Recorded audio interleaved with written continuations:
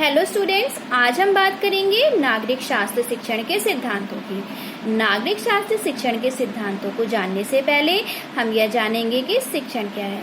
शिक्षण एक सामाजिक प्रक्रिया होती है, अर्थात समाज के तथ्य शिक्षण को प्रभावित करते हैं। ये तथ्य शिक्षण को प्रभावित करते हैं। शिक्षण वह प्रक्रिया है जिसके द्वारा शिक्षा के उद्देश्यों की प्राप्ति की जाती है। जॉन डेवी ने शिक्षण को एक त्रिध्रुवीय प्रक्रिया माना है। उन्होंने शिक्षण के 3 अंग माने हैं: शिक्षक, शिक्षार्थी और पाठ्यक्रम।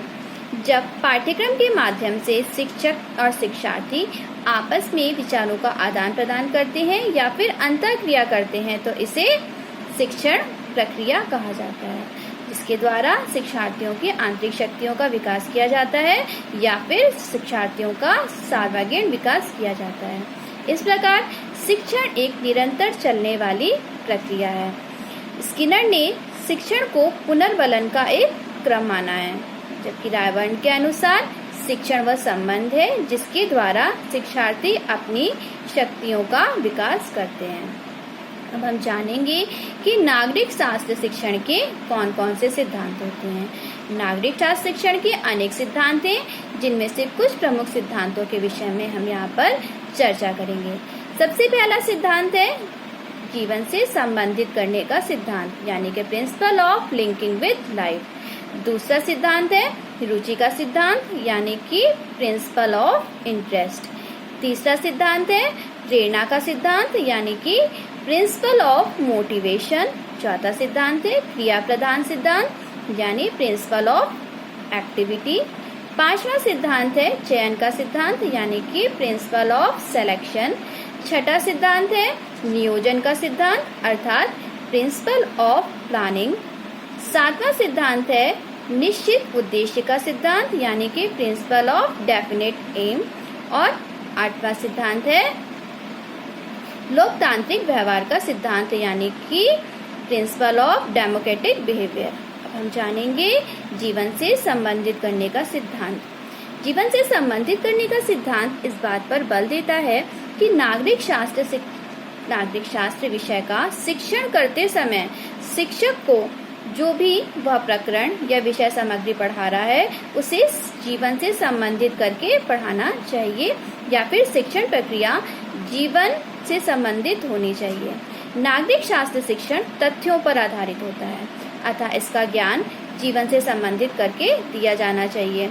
जब ज्ञान या शिक्षण जीवन से संबंधित करके दिया जाता है तो वह प्रभावशाली होता है। जैसे अगर नागरिक शास्त्र विषय में के अंतर्गत यातायात के नियम प्रकरण को पढ़ाया जा रहा है, तो अगर एक शिक्षक इसे जीवन से संबंधित करके पढ़ाएगा तो यह ज्ञान स्थायी होगा और बच्चों को समझने में भी आसानी होगी या फिर सुगमता होगी। इस प्रकार शिक्षण और अधिगम दोनों ही प्रक्रियाएं प्रभावशाली होंगी। दूसरा सिद्धांत है रुचि का सिद्धांत। जैसा कि हम सब जानते हैं कि किसी भी विषय या पाठ्य सामग्री या प्रकरण को या काम को तभी सीखा जा सकता है जब उसमें रुचि हो। तो नागरिक शास्त्र शिक्षण करते समय शिक्षक को चाहिए कि वह जो भी पाठ्य सामग्री प्रस्तुत कर रहा है वह रुचिकर हो, क्योंकि जब बच्चों को उसमें रुचि उत्पन्न होगी तभी वह उस ज्ञान को सीख पाएंगे। तीसरा है प्रेरणा का सिद्धांत, जो कि ये बताता है किसी भी कार्य को करने के लिए प्रेरणा अत्यंत महत्वपूर्ण होती है। एक शिक्षक के लिए आवश्यक होता है कि वह बच्चों को किसी भी ज्ञान को प्राप्त करने के लिए प्रेरित करे। चौथा सिद्धांत है क्रिया प्रधान सिद्धांत, अर्थात प्रिंसिपल ऑफ एक्टिविटी।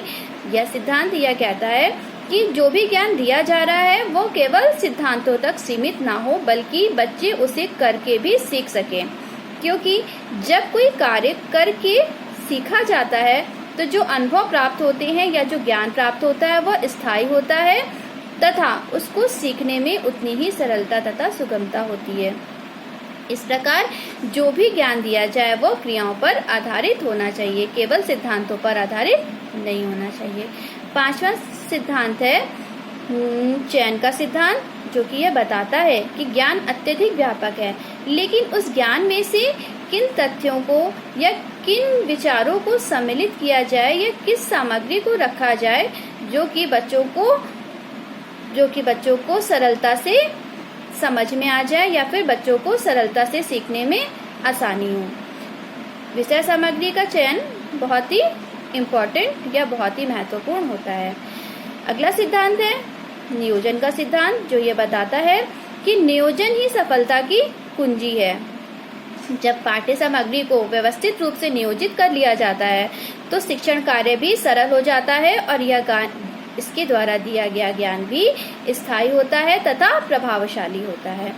अगला सिद्धांत है निश्चित उद्देश्यों का सिद्धांत, जो कि ये बताता है कि शिक्षण करते समय उद्देश्यों का निर्धारण करना अत्यधिक आवश्यक है कि किसी विषय के अंतर्गत क्या और कितना पढ़ाना है, इसका निर्धारण करना जरूरी होता है, जिससे कि जो उद्देश्य हैं या जो उद्देश्य निर्धारित किए गए हैं उनकी प्राप्ति की जा सके। अगला सिद्धांत है लोकतांत्रिक व्यवहार का सिद्धांत, जो ये बताता है कि एक शिक्षक को या नागरिक शास्त्र विषय का शिक्षण करते समय शिक्षक को लोकतांत्रिक व्यवहार अपनाना चाहिए या लोकतांत्रिक व्यवहार करना चाहिए। अर्थात कक्षा में विद्यार्थियों को यह स्वतंत्रता होनी चाहिए कि वह प्रश्न पूछ सके, अपने संदेहों को जो भी संदेह हैं उनको दूर कर सके तथा अपनी बातों को या अपने विचारों को आसानी से अभिव्यक्त कर सके। और एक शिक्षक कक्षा में पक्षपात रहित या फिर बिना किसी पक्षपात के सभी विद्यार्थियों के साथ एक समान व्यवहार करें।